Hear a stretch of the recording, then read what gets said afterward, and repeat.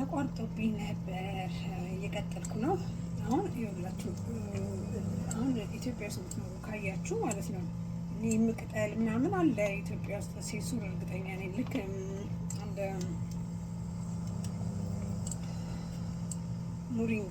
ሞሪንጋ ቅጠል እሱም እንደ አንድ አይነት ነው ማለት እንትን አሰራሩ አንድ አይነት ነው። ሞሪንጋም ኒምም የኒም ቅጠልም ጥቅሙ ተመሳሳይ ነው። በጣም ተመሳሳይ ማለት ነው። እውነት እንትን ካላችሁ እስቲ የኒም ሳሙና ብላችሁ ትገቡ ያው ኒም ቅጠል ምናምን ያሳያችኋል ማለት ነው። እና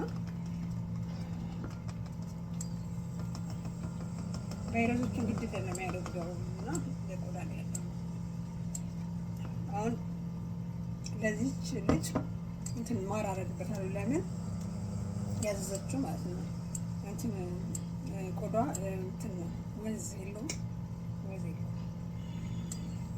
በማር እሰራላታለሁ ማለት ነው።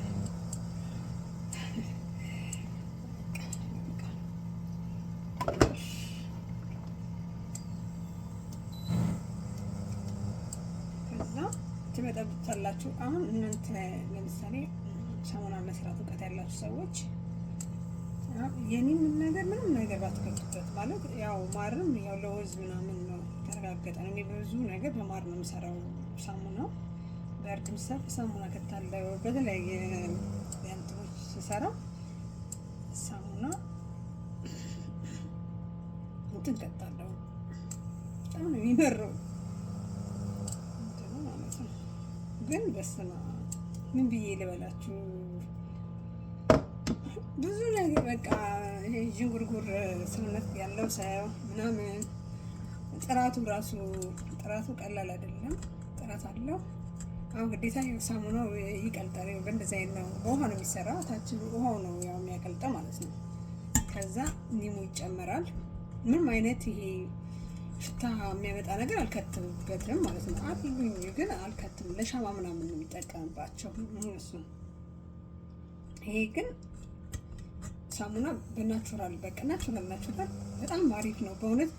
ቆዳቸው ይጨማደድ ቅባት እንኳን ባትቀባ በቃ ሰውነት እንደዚህ ነው የሚሆነው። ራሱ ያበራል ማለት ነው። ምንም ነገር ቅባት እንትን ለምን ማርም ምናምን ስለሚኖረው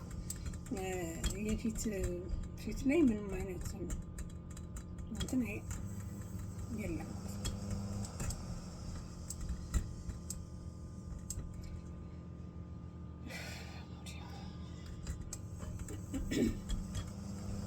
ላሳያችሁ ነው።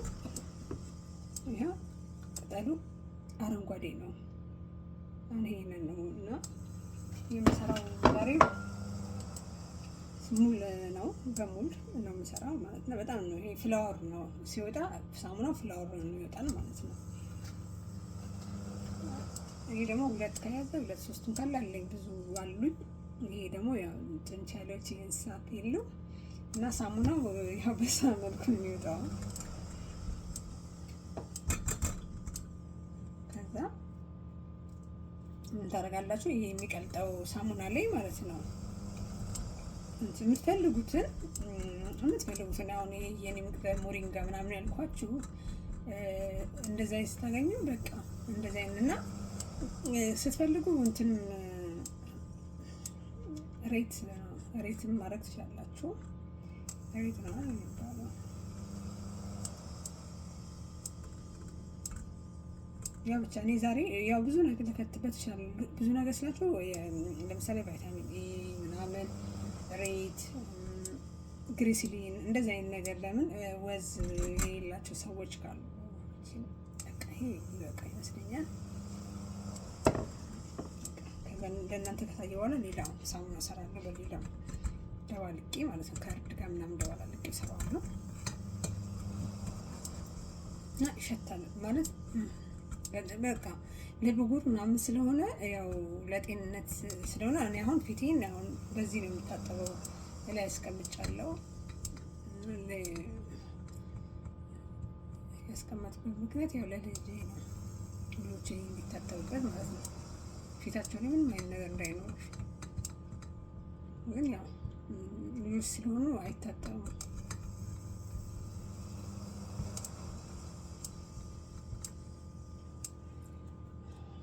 እንደዛ ነው።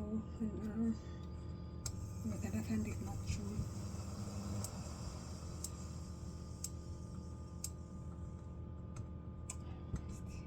ትንሽ ይቀራል፣ ይቀልጣል።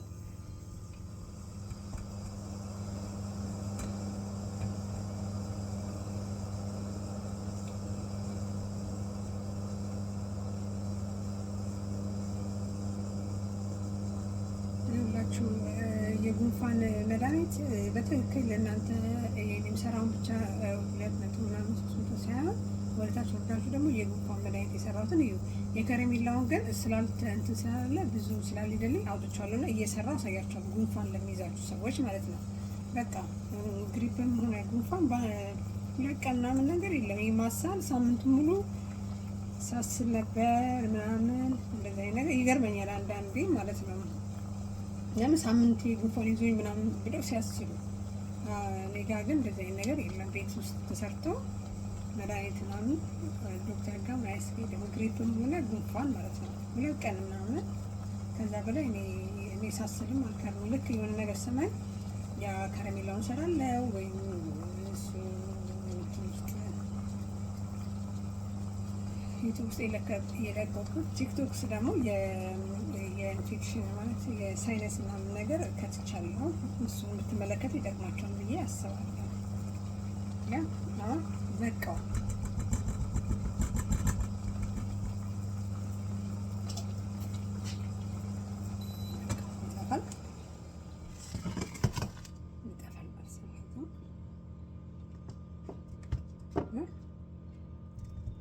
እኔ ነገ ይደርቃል። 3ም ቢሆን አሪፍ ነው።